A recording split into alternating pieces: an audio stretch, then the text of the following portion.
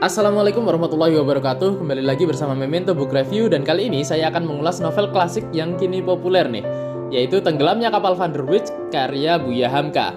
Cinta beda budaya mungkin adalah tema yang sekarang sudah banyak diangkat ya. Tapi gimana jadinya kalau ketika Hamka memadukannya dengan takdir yang tidak bisa ditolak? Tanpa berlama-lama lagi, langsung kita ulas yuk.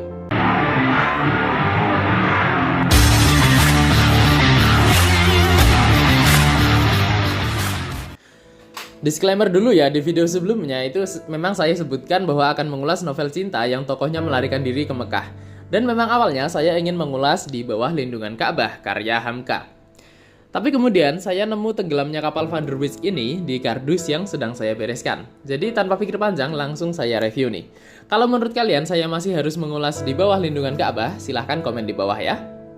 Oke, novel Tenggelamnya Kapal Van der Wijk ini awalnya diterbitkan secara bersambung pada tahun 1938 di majalah Pedoman Masyarakat, majalah yang dikelola Hamka sendiri ya. Kemudian di tahun 1939 diterbitkan Balai Pustaka. Judulnya ini diambil dari kejadian nyata loh, yaitu tenggelamnya kapal Van der Wijk milik Belanda pada 1936 di perairan Brondong, dekat Lamongan, Jawa Timur. Hamka memadukan nih kisah nyata dengan kisah fiksi untuk menggambarkan cinta dan nasib manusia yang tidak bisa melawan takdir. Sempat muncul juga nih kontroversi dari novel ini, yaitu Hamka dituduh menjiplak karya Arab Al-Majdulin atau Magdalen dalam terjemahan lain, karya Mustafa Lutfi Al-Manfaluti, yang temanya itu juga sama tentang kisah cinta tragis. Tapi banyak ahli sastra menilai bahwa Hamka mengadaptasi bukan menjiplak. Sebenarnya memang dalam seni ya, termasuk juga seni sastra, amati, tiru, modifikasi itu hampir tidak terhindarkan ya. Kita bisa menulis dengan terinspirasi karya sastra lain. Saya sendiri belum pernah sih ya membaca karya Mustafa Lutfi tadi. Tapi menurut saya karya Hamka ini memuat kritik pedas pada budaya Minang dan dimensi sosial Indonesia yang kompleks. Sesuatu yang tidak mungkin dimiliki karya Arab karena beda masyarakat. Tapi terlepas dari itu, novel ini jadi salah satu karya sastra Indonesia paling berpengaruh abad ke-20. Terus dicetak ulang hingga kini, termasuk yang saya miliki ini adalah terbitan Gema Insani, cetakan keempat tahun 2020. Kepopulerannya pun meningkat lagi setelah diangkat jadi film pada 2013 dengan menggandeng Herjunot Ali, Reza Rahardian, dan Pevita Pierce. Novel ini sering disebut juga novel cinta tragis paling indah dalam sastra Indonesia. Tanpa spoiler ya, walaupun mungkin sudah banyak yang baca sinopsisnya atau nonton filmnya, novel setebal 255 halaman ini menceritakan tentang Zainuddin. Ayahnya dari Minang, sementara ibunya dari Bugis. Dia terasing di Bugis karena di sana dianggap anak itu garis keturunan dari bapaknya ya, jadi Zainuddin dianggap orang Minang. Tapi dia juga terasing di Minang karena garis keturunan di sana itu dari ibunya, jadi Zainuddin dianggap orang Bugis. Jadi Zainuddin yang bahasa sekarang mah krisis identitas begitu ya, bertemu dan jatuh cinta dengan Hayati di Minang. Gadis anak bangsawan yang bisa memahami kebaikan hati Zainuddin tanpa memandang suku. Tapi apa daya, karena perbedaan budaya mereka tidak bisa bersatu. Hayati akhirnya dinikahkan dengan Aziz, pemuda Minang yang kaya raya dan terpandang. Zainuddin yang patah hati akhirnya pergi ke Surabaya dan menjadi penulis yang terkenal. Bertahun-tahun kemudian, Aziz sebagai suami Hayati terbongkarlah sifat-sifat buruknya, di mana dia adalah suami yang kasar, boros, dan suka berjudi. Aziz dan Hayati akhirnya pindah ke Surabaya dan tanpa diduga bertemu dengan Zainuddin yang sudah sukses. Zainuddin masih memiliki cinta pada Hayati, tapi hanya bisa memandang dari jauh karena menjaga kehormatan Hayati. Bagaimana selanjutnya kisah cinta mereka ya, saya yakin sebagian besar dari kalian sudah tahu ya. Tapi yang pasti, kapal Van der Wijk benar-benar tenggelam. Itu spoiler yang bukan spoiler sih ya, karena dari judulnya. Untuk gaya bahasa, saya garis bawahi untuk ukuran Hamka dan novel pra-kemerdekaan ya. Menurut saya novel ini menggunakan bahasanya itu paling mudah untuk diikuti. Memang masih terasa kalau susunan bahasanya ini lawas, tapi atmosfer dan kosakatanya bisa kita tangkap dengan mudah, sehingga menurut saya tidak menyulitkan sama sekali sih untuk membacanya. Malah justru menguatkan napas novel ini sebagai karya sastra klasik. Sudut pandang dalam novel ini adalah orang ketiga. Seperti biasanya Hamka ya, kadang sudut pandang ini digunakan untuk membuat bahasanya jadi mendayu-dayu, menguatkan kisah tragisnya ya. Seperti juga pada bagian surat menyurat antara Hayati dan Zainuddin, sudut pandang ini membuat kita jadi bisa memahami cerita dari sudut pandang semua tokohnya. Rasanya mungkin tidak sampai kita masuk ke dalam cerita ya, tapi seperti kita didongengi sebuah kisah cinta tragis yang menarik. Untuk menekannya dalam buku ini menurut saya cukup hitam putih tapi tetap humanis. Maksud saya, tokoh-tokoh utamanya yaitu Zainuddin, Hayati, dan Aziz itu memiliki keunikan karakter dan beban emosional yang masuk akal.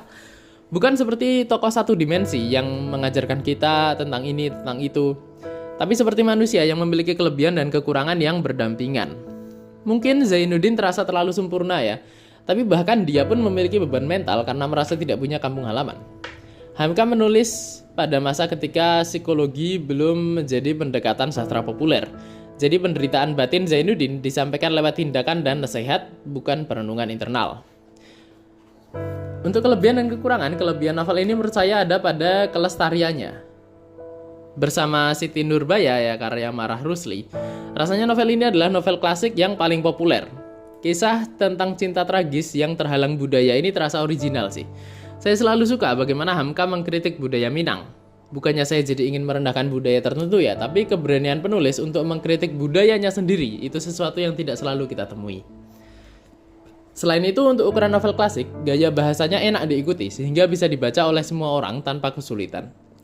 Kekurangannya menurut saya seperti yang sempat saya singgung tadi, adalah kurangnya potensi emosional tokohnya untuk dieksplorasi. Sebenarnya memang terserah penulisnya ya. Hamka mungkin memang meniatkan novel ini menjadi kisah cinta tragis, bukan novel psikologis. Apalagi di masa itu novel psikologis itu belum umum. Novel Belenggu karya Artmin Pane yang disebut sebagai novel psikologis pertama di Indonesia saja baru terbit tahun 1940. Dan reviewnya akan saya upload bulan depan, jadi jangan lupa subscribe dan nyalakan notifikasinya ya. Menyambung kekurangan sebelumnya, jadi terasa nih kalau adegan-adegan dalam novel ini cukup singkat.